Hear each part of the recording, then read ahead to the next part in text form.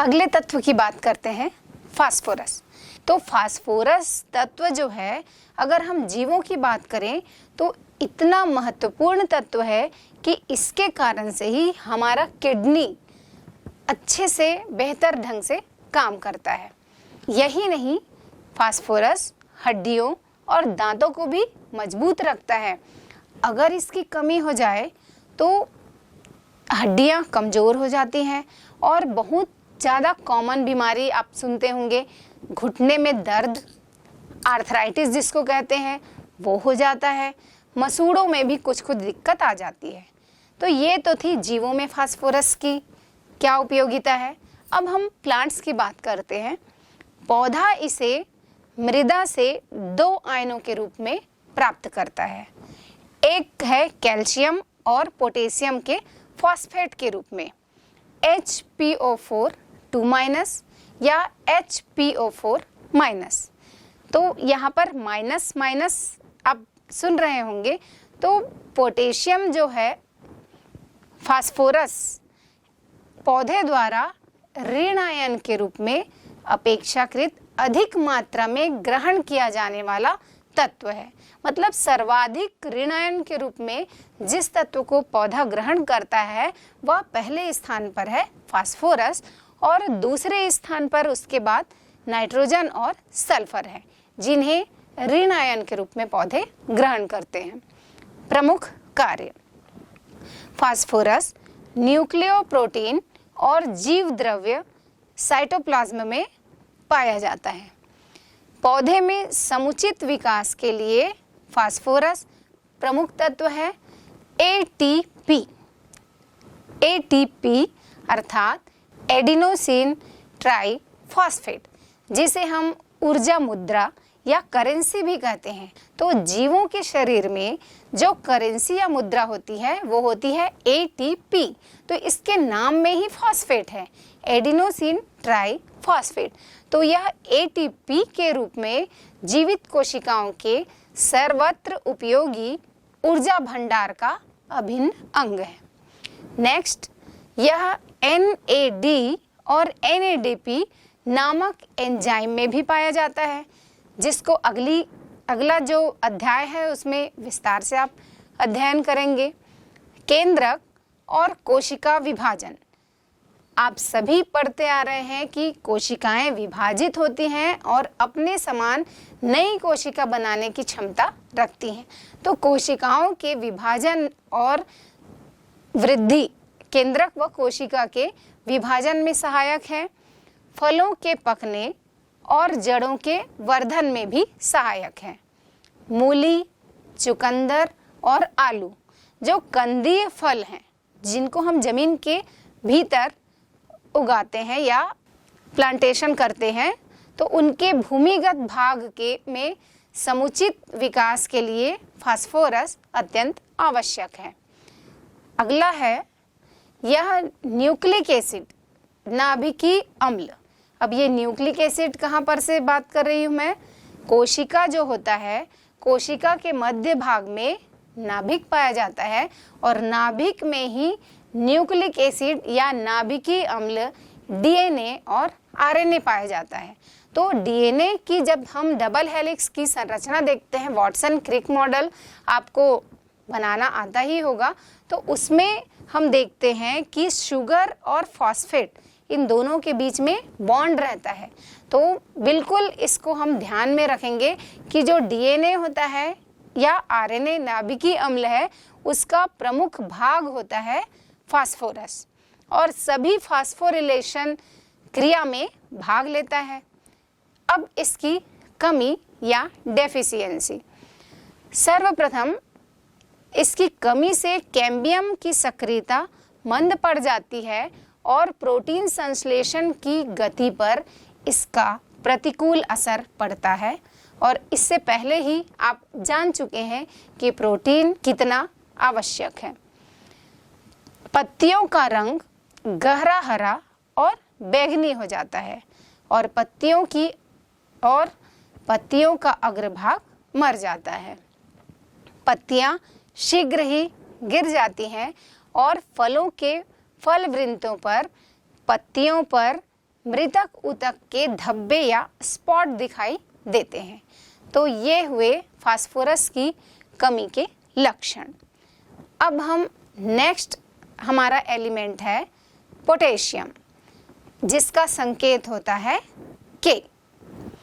Potassium का source यदि हम देखें तो पौधों के मेरिस्टेम प्रदेश जो विभाज्योतक होते हैं, कौन कौन से भाग अभी पुनः स्मरण करा देती हूँ, जड़, तना और कलिका, जिनमें तेजी से वृद्धि होती है। पौधा ऊपर भी बढ़ता है और नीचे जमीन के अंदर भी बढ़ता है।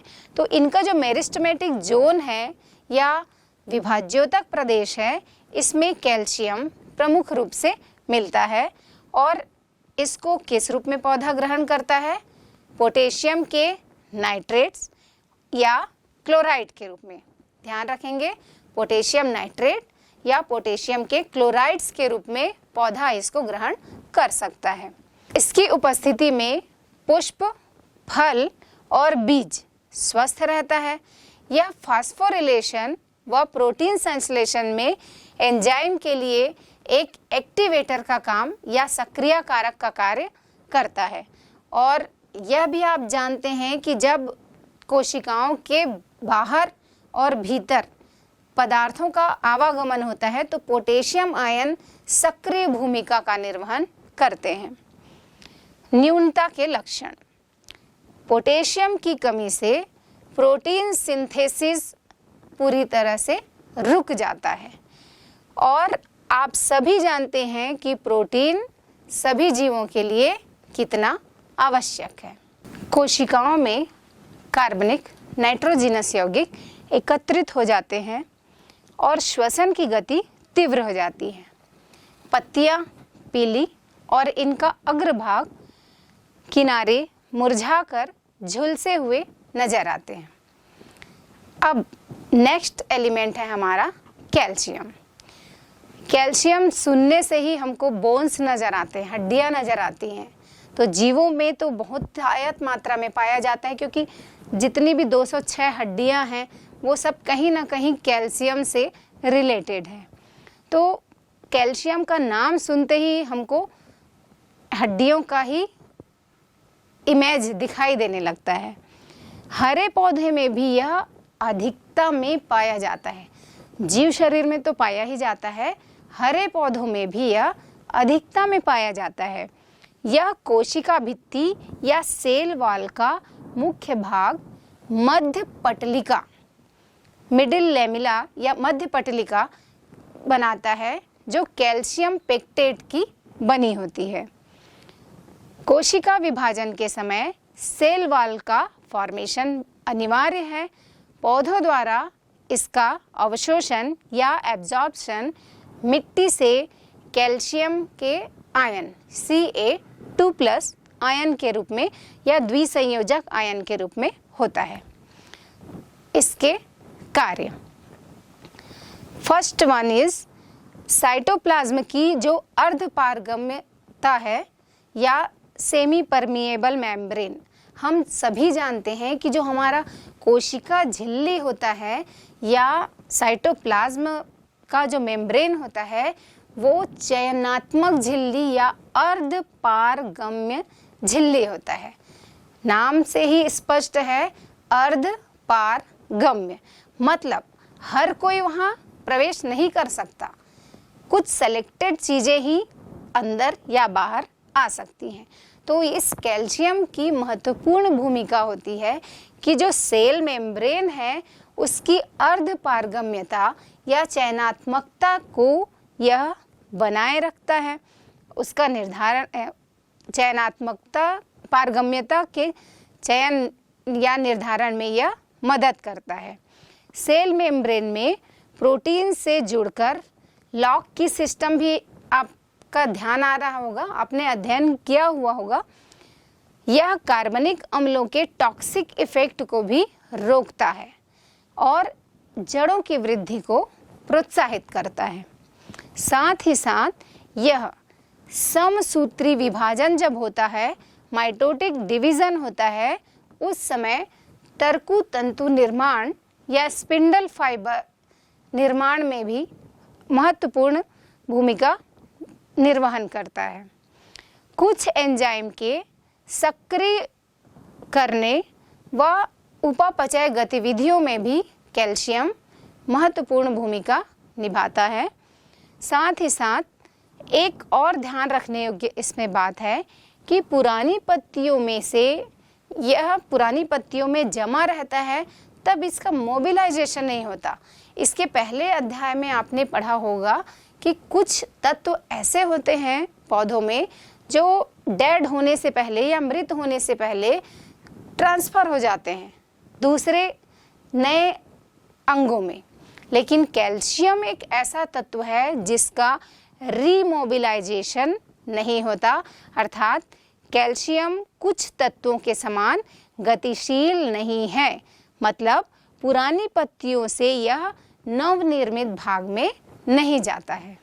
इसकी कमी या डेफिशिएंसी, कैल्शियम की कमी से भूमि में, चूँकि कैल्शियम भूमि से प्राप्त करता है पौधा, तो भूमि में कैल्शियम की कमी होने से गुठलीदार फलों में या तो कम या गुठली नहीं ही बनती है, या गुठली बनना या बीज बनना रुक जाता है। तो इससे हमको क्या नुकसान है? हमको तो पता है ना कि सामान्य तरीका पौधा लगाने का तो बीज बोकर ही हम नया पौधा लगाते हैं, तो ये हमारे लिए फ़ायदेमंद नहीं है। भले ही हमें बिना बीज के पपीता चाहिए, लेकिन कई पौधे में हमको गुठलियाँ ज़रूरी है, तभी तो हम नया प्लांट लगा पाएंगे। पौधे के जड़, तना व पत्तियों पर भी इसका घातक प्रभाव पड़ता है और उनका ग्रोथ या वृद्धि रुक जाती है, इनहिबिट हो जाती है। कोशिका भित्ति जो है कैल्शियम पेक्टेट से बनी होती है, कैल्शियम से बनी होती है, तो इसकी कमी से भित्ति कमज़ोर हो जाती है और कोशिकाएं अव्यवस्थित हो जाती हैं। युवा पत्तियों के किनारे क्लोरोफिल की कमी से पत्तियां पीली पड़ जाती हैं। स्टूडेंट्स, अभी हम वृहद पोषक तत्वों के बारे में पढ़ रहे हैं। बस 2 ही तत्व बचे हैं, मैग्नीशियम और सल्फर। फिर जल्दी से हम सूक्ष्म पोषक तत्वों के बारे में पढ़ेंगे। यदि आपके पास क्लोरोफिल नहीं होगा तो पौधे में फिर कुछ भी नहीं हो पाएगा। तो सबसे बड़ा इसका इम्पोर्टेंस ये है कि मैग्नीशियम ग्रीन पिगमेंट, क्लोरोफिल, इसका अनिवार्य घटक है। और आप सभी जानते हैं कि ग्रीन पिगमेंट कितना आवश्यक है, क्योंकि इसी से फोटोसिंथेसिस होता है और हमारे लिए भी तो भोजन वही बना पाते हैं। तो ये जो मैग्नीशियम है, प्रकाश संश्लेषण के दौरान प्रकाश जो ऊर्जा होती है, प्रकाश ऊर्जा, फोटो एनर्जी जो होता है, उसको ये एक्टिवेट होकर ट्रैप करते हैं और इसी से ही फोटोसिंथेसिस हो पाता है, कार्बोहाइड्रेट बन पाता है और एटीपी भी बन पाता है। एटीपी समझे? यदि आपके जेब में पैसे रहते हैं तब आप मार्केट में तरह तरह की चीज़ें खरीद लेते हैं, तो एटीपी भी हमारी ऊर्जा करेंसी है जो हमारे बॉडी में स्टोर रहती है। जिस प्रकार से जिनके पास जितना मनी वो इंसान उतना ही रिच समझा जाता है, तो वैसे ही जिनके बॉडी में जितनी एटीपी होती है उसे उतना ही ऊर्जा संपन्न हम मान सकते हैं जीव विज्ञान की भाषा में। मैग्नीशियम जो है कार्बोहाइड्रेट्स, प्रोटीन, फैट्स, इनके निर्माण में भी अत्यंत आवश्यक है। चूँकि मैग्नीशियम फास्फोरस उपापचय से घनिष्ठ रूप से संबंधित होता है, इसलिए यह प्रोटीन संश्लेषण का भी अनिवार्य घटक है और आपकी हमारी जो बॉडी का स्ट्रक्चर है वो प्रोटीन्स के ही कारण से है। यह कुछ एंजाइम्स जैसे कि कार्बोक्सिलेज, पेपकेस, इनका एक्टिवेटर का भी कार्य करता है और धान्य फसलों में यह मुख्य भूमिका निभाता है। इनसे ही हम बीजों से पर्याप्त रूप से तेल निकाल सकते हैं, तेल निर्माण कर सकते हैं और हमारे कोशिका का जो मध्य भाग न्यूक्लिक एसिड है, जिसे डीएनए और आरएनए हम कहते हैं, इनके निर्माण में भी अत्यंत आवश्यक है। साथ ही साथ कोशिका के मिडिल लैमिला बनाने और राइबोसोम्स में एक छोटा भाग, एक बड़ा भाग, तो इसकी संरचना को बनाए रखने में भी मैग्नीशियम का अत्यंत ही उपयोग है। तो इस प्रकार मैग्नीशियम पौधों के लिए अत्यंत अनिवार्य तत्व है। मैग्नीशियम हमारे सेल में उपस्थित न्यूक्लिक एसिड, डीएनए और आरएनए का भी अनिवार्य घटक है। साथ ही साथ यह सेल्स के मिडिल लैमिला के निर्माण और राइबोसोम्स की संरचना को बनाकर रखने में भी महत्वपूर्ण योगदान रखता है। कि मैग्नीशियम को पौधा किस रूप में ग्रहण करता है, तो सॉइल से मैग्नीशियम को Mg double plus ion, magnesium double positive ion के रूप में, मैग्नीशियम आयन के रूप में ग्रहण करता है और इसकी कमी से क्लोरोसिस होता है। अभी आपने जाना कि यह हरित लवक या क्लोरोफिल का अनिवार्य घटक है।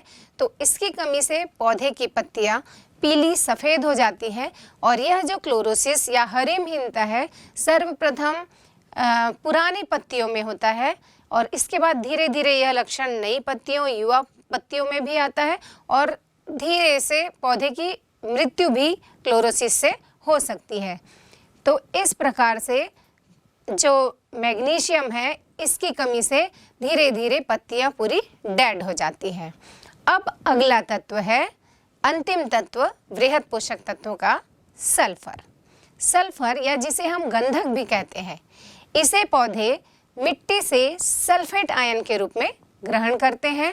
प्रोटीन्स में सल्फर मिलता है, सरसों के तेल में पर्याप्त मिलता है। तो इन पौधों के वृद्धि के लिए सल्फर अत्यंत ही आवश्यक होता है। और साथ ही साथ आजकल मार्केट में एक गोभी की तरह ग्रीन गोभी आ रहा है, ब्रोकली एक ऐसा वेजिटेबल है, ऐसी सब्जी है जिसमें सबसे अधिक फाइबर भी पाया जाता है। तो इनमें भी सल्फर प्रमुख रूप से उपलब्ध होता है। साथ ही साथ यह पौधों में कैल्शियम और पोटेशियम के रूप में ग्रहण किया जाता है। और 2 एमिनो एसिड बहुत अच्छे से याद रखेंगे। आप में से किसी का नाम सृष्टि होगा, किसी का नाम दृष्टि होगा, तो उसी से मिलता जुलता एमिनो एसिड है सिस्टीन। तो सिस्टीन जो एमिनो एसिड है और मिथियोनिन एमिनो एसिड है, ये इसमें सल्फर जो स्ट्रक्चर हम अगर अगले चैप्टर में हम देखेंगे तो इसमें इसका स्ट्रक्चर में सल्फर पाया ही जाता है, अर्थात उसमें मौजूद रहता है। और आप में से सभी लोग गोरा बनना चाहते होंगे, इसके लिए कुछ लोग फेयर एंड लवली लगाते हैं, कुछ पॉन्ड्स के प्रोडक्ट यूज़ करते हैं, या बहुत सारे जो आपके पास उपलब्ध है, जो आपको अच्छा लगता है वो प्रोडक्ट आप लगाते हैं, या कुछ लोग घरेलू नुस्खे भी अपनाते हैं। तो गोरा बनाने वाला जो हमारा पिगमेंट है, मिलेनिन है, जो हमारी त्वचा को रंग प्रदान करता है, उसमें भी सल्फर होता है, अर्थात सिस्टीन होता है और सल्फर इसमें पाया जाता है। साथ ही साथ सभी आजकल हर कोई अपने बालों के लिए अलर्ट रहता है। बालों को जो मजबूत बनाता है या हमारे बालों की वृद्धि के लिए आवश्यक है विटामिन B7 या बायोटिन, इसमें भी सल्फर मौजूद रहता है। विटामिन B1, बायोटिन, आजकल जो मार्केट में शैम्पू प्रोडक्ट होते हैं देखिएगा कि उसमें बायोटिन युक्त प्रोडक्ट ऐसा भी विज्ञापन जारी किया जाता है। कुछ लोग अपने बालों को स्वस्थ रखने के लिए बायोटिन के टैबलेट्स भी खाते हैं। ये बिना डॉक्टर की सलाह के आपको नहीं खाना है, तो आपको केवल जानकारी रखना है कि जो बायोटिन होता है, B7 होता है, उसमें भी सल्फर पाया जाता है। तो इस प्रकार से सल्फर पौधों में अत्यंत ही आवश्यक एलिमेंट है। ग्रंथिका के निर्माण में भी यह आवश्यक है। अब हम देखते हैं इसकी कमी। सल्फर की कमी से भी क्लोरोसिस होता है, जो अभी हमने थोड़ी देर पहले भी देखा है। इसमें पत्तियां पीली पड़ जाती हैं, पौधे बौने हो जाते हैं और तना कमजोर हो जाता है। इस प्रकार से वृद्धि पर सीधा सीधा असर सल्फर की कमी से होता है और इसकी कमी से कम एंथोसाइनिन का निर्माण भी होता है। आगे जो चैप्टर है उसमें इसका डिटेल से आप अध्ययन करेंगे।